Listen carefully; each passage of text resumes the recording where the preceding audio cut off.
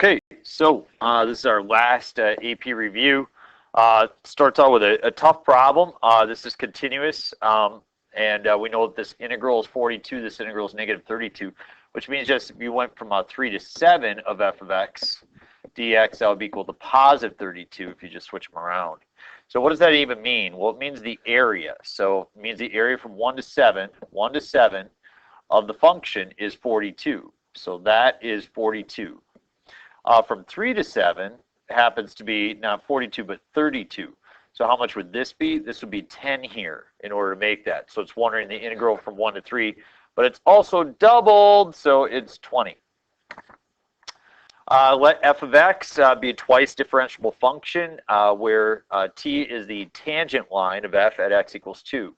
So t is greater than f. So that means that if this is the tangent line, then it's always above the graph. That's what they're asking you to find. It's always above the graph.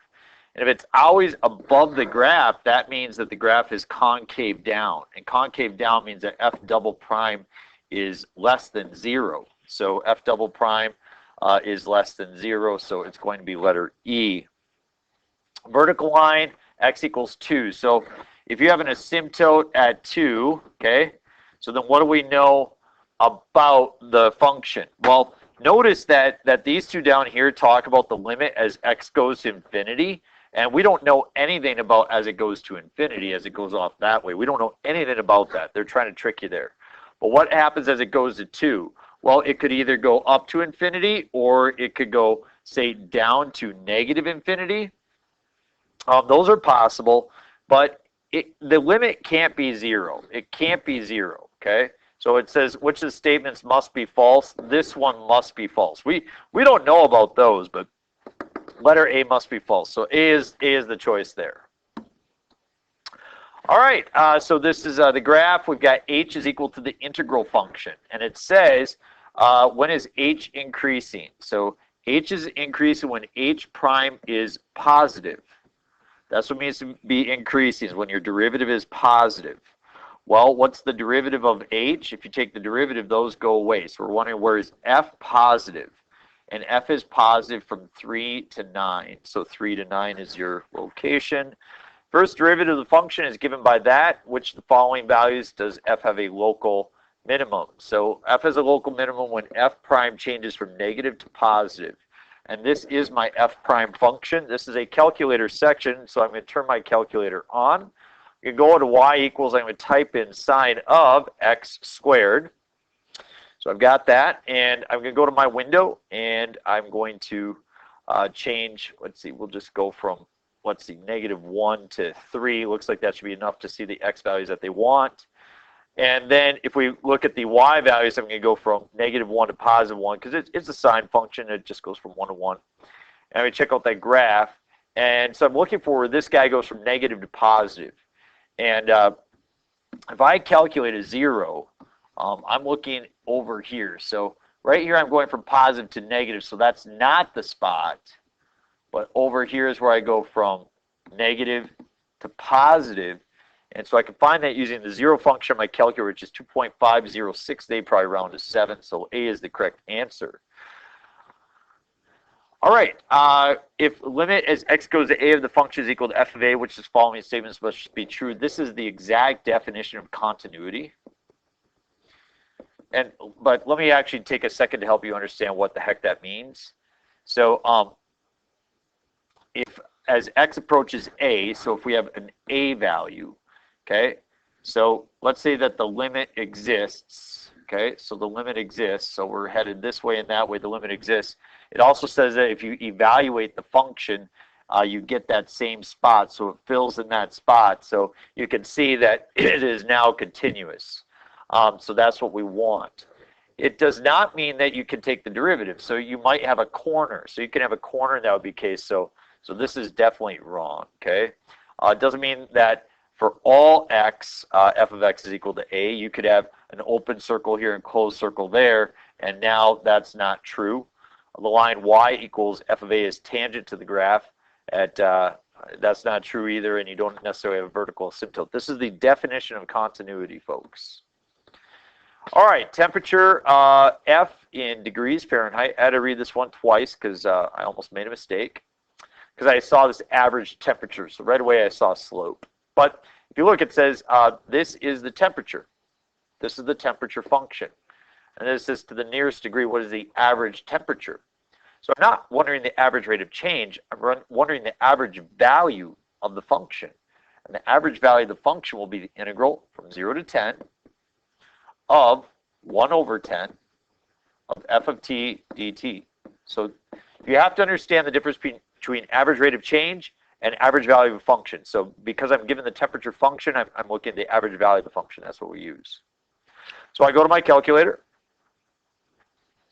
I type in 72 plus 118. If you notice, you have a, this is temperature of coffee. It's rather hot, so pretty close to, say, a boiling temperature.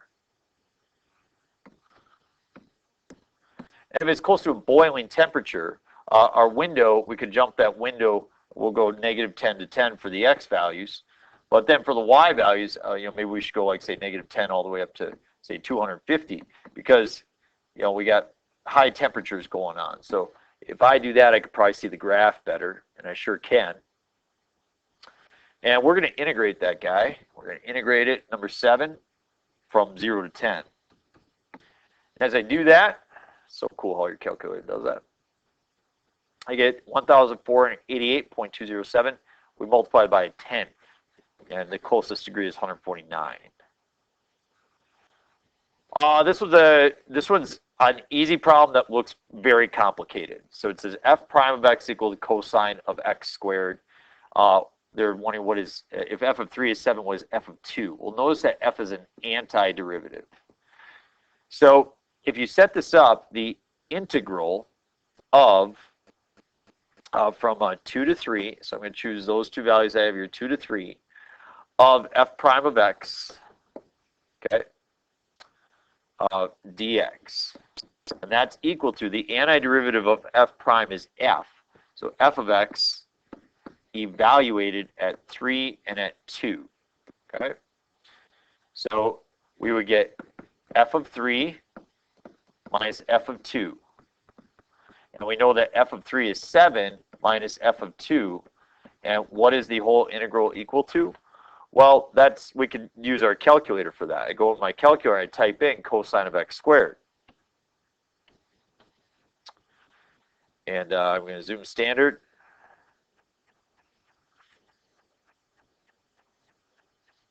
I'm going to second calculate. I'm going to calculate number 7. I'm going to figure out that exact value. I'm going to go from 2 to 3. And when I do, I get 0.2414. So it's wondering what f of 2 is. So if you want to find f of 2, subtract 7 on over and divide by -1. So 0.2414 minus 7, and then divide that by -1 to solve for f of 2. You get 6.759. D is your answer. Graph of the function shown above. I love this question. It's a great one. I haven't seen this one before, but I really like it because it tests us to know a lot of things. Average value of h over that interval. So if you look at h goes from here up to there. So the average value, I'm going to say, is maybe right about there. That's maybe the average value of the function. So I'm going to say that that is negative. Average rate of change, that's the slope from there to there. So that would be positive. The integral from -3 to 2, so that's the area from -3 to 2. So I got negative area. I got a little bit of positive. That's going to cancel out that negative. I got a little bit of positive there. Overall, I'd say the area is going to be negative, so that's negative. Integral from -3 to 0. Again, I'm going to say that that's negative overall. And then h prime of 0. The derivative at h is definitely negative. There's only one of these that's positive. So letter B is the correct answer. These are not. Good. And now we are to this part. Looks like a complicated problem, and there are parts of it that definitely are. But if you follow along, you could really get some points out of this. And we start with the basics here. Okay. So it's write an equation for a line. So I need slope and I need a point. And it tells me point P has an x value of 2. So I'm looking at 2. So I'm wondering what the y value is. Well, it says that this is the equation. So if I plug in 2 for x, I get 4 is equal to negative 2 plus y plus 5 cosine of y. Or in other words, where is 0 equal to negative 6 plus y plus 5 cosine of y? So that's what we're trying to solve. This does not have a nice solution. You do have to have your calculator for it. So we're trying to come up with the y value. That's our first goal. And so I'm going to go into my calculator and type in negative 6 plus y, or x in the situation because it's a variable that we have in our calculator. 5 cosine of x. So got those. And if I can calculate a 0,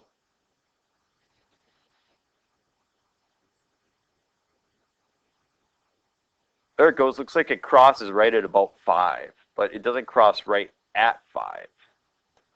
So at first I just kind of said, well, it's probably about 5, but it's not quite right. You can see that when we calculate here, we get 4.928. That's what they want, 4.928. So that's my y value. Okay. Now we need a slope. In order to get slope, you got to plug in 2 for x, and you got to plug in 4.928 for y. So I'm going to have 4 divided by 1 minus the 5 sine of 4.928. That's what we're wondering. So I'll plug that into my calculator. And I got 4 divided by, parentheses, 1 minus 5 sine of 4.928.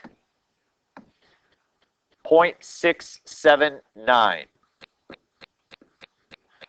So that looks good. So the equation for the line would be y minus 4.928 is equal to your slope, which is 0.679 times x minus 2. And there it is, the equation for your line. Notice I came up with this y value here and the slope. That's probably what they'll give us our points for the answer key. We'll go over that in a little bit. For y less than 11, find the y coordinate of each point on the graph where the tangent line to the graph at that point is vertical. So if we look at the graph, it says for y less than 11. So if we go to 11 here, where is the tangent line vertical? Well, it's going to be there, so somewhere around like 9. It's going to be there, somewhere around like 6. And then somewhere there is going to be around like, I don't know, like a half a unit or something. So those are the y values, it looks like. And when are we going to have a vertical tangent? Well, that's when the derivative is equal to 0 in the denominator. So when is 1 minus 5 sine of y equal to 0? That's when we're going to get a vertical tangent. Notice we should come up with 3 spots. So we're going to solve 1 minus 5 sine of y is equal to 0. And so I'll put that over here. 1 minus 5 sine of y is equal to 0. So I go to my calculator and I type in 1 minus 5 sine of y, or x. And I'll zoom 6. And there's a graph. They give you a really nice graph, shows up on a nice standard window. And it looks like we have, I'm going to second calculate 0, number 2. And it looks like, remember our first value we were figuring to be, just, about like a half a unit or something, so pretty close to 0. And notice we have a spot right there pretty close to 0. We calculate that to be y is equal to 0.201. So that looks like it fits with our picture. We're going to second calculate number 2 again. And we're going to go over here. Enter, enter. And I get y is equal to 2.940. We didn't see that on our graph. And then we go to 0 again. Enter and enter. And I've got y is equal to 6.484. And second calculate 0 again. Enter and enter, and you can see at this point I get 9.223. So we saw from our previous drawing here that we had the 9, the 6, and the lower one, but we didn't have anything around there. So it looks like this graph doesn't actually have a value around there. If we were to plug those points in, we want to come up with a value. So we want to use these values. We just want to get rid of the 2.94. So we got y is equal to 0.201, 6.484, and 9.223. And that's what we have for values. So yeah. I originally didn't look back at the graph. I just included the 2.94 right away, and that would be wrong because sometimes I make mistakes. Find the average value of the x-coordinates. The x-coordinates of the points of the graph in the first quadrant between 5 and 9. So first quadrant means we are only looking for the positives. Only looking for the positives. So let's just think about this for a second, okay? The average value of the x-coordinates in the positive quadrant. So we're looking right there. And so like if you look at the all the x values that you have, so x values there, x values here, what would you say is like the average value? I don't know, maybe you pick something like right around, I don't know, 1.7 or something like that. But what would be that average x value? So just to get an idea of it. Well, we need an equation that says x, and we don't have an equation that says x. We have an x squared. So if we have an x squared equation, then let's solve for x. Simply, x is equal to plus or minus the square root of, and then that function, as we take the square root of both sides. So negative 2 plus y plus 5 cosine y.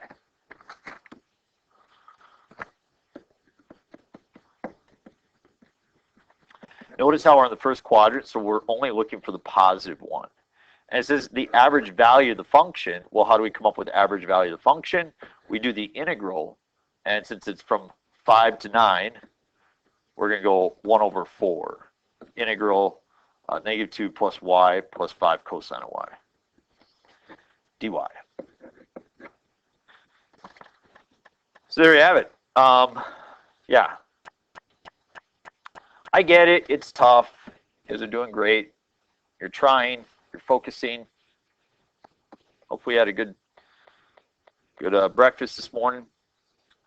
Plus 5 cosine of x. There we go. So I'm going to calculate number 7. Kind of get a really cool graph here. You notice that you get values there from 5 to 9. So I'm going to go 5 for my lower limit, 9 for my upper limit. So I get 10.2016. So 10.2016, I got to divide that by 4. I get 2.55. 2.550. And if you look back at your drawing here, I said 1.7. I don't think 2.55 is that ridiculous to maybe consider that as an average x value as well.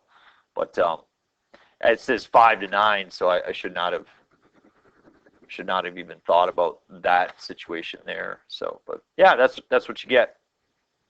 So 5 to 9 for your y values. If you go y 5 to 9, then yeah, I could see where 2.55 would fit pretty well in there. So yeah, so there you have it. Let's quick look at that score piece. I think we've got right here. There we go. So, whoop! Oh, don't do that. There we go. All right. So if you got the y coordinate of 4.928, you get 1 point. If you got a slope of 0.679, you get 1 point. If you piece those together to write an equation for a line tangent, you get a 3rd point. For letter B, if you show that you were trying to set 1 minus 5 sine of y equal to 0, if you just show that you're going to try to do that, you get a point for that. And then the y coordinates, you get 2 points. For the 0.201, the 6.484, and the 9.223. So unfortunately, I think I would have gotten 2 points off for that because I listed the extra one. I don't know how they would have scored that. Hopefully they just would have taken 1 point off. Who really knows? I haven't been part of that group. And then part C, wow. So you had to have the integral of the x function in order to get that point. So the integral of the x function, so x is square root of y plus 5, cosine of y minus 2. So the integral of the square root function. And then 1 point for the limits and the constant. So if you had a 1/4 out front and 5 to 9, they give you a point for that. And then if you got the 2.550, you get a point for that. So there's what you have. Now, let's just talk about this scoring piece here. So you now have all videos posted. We've gone through this. Suppose you look back, you find the number correct that you got for all of your tests. You got, we'll say 20 correct, okay? You got 20 out of the 45 correct. So what you do is you multiply that by 1.2. And if I take 20 times 1.2, I get 24. Okay. And then let's say question 1 out of 9, you got, say a 5. Okay, so you get 5 points for that. And then say you got 3, so you get 3 for that. You pulled a 1 on question 3. You did pretty well here. You got 7 on question 4. Way to go. You pulled a 3, and you pulled another, and then you pulled a 2. Okay, so let's just see what that score would amount to. So your multiple choice score is 24. Okay, so that's a 24 right there. And then your second score would be free response score. So 5 and 3 is 8, 9, 16. 16 plus 5 is 21. So 21 from that section.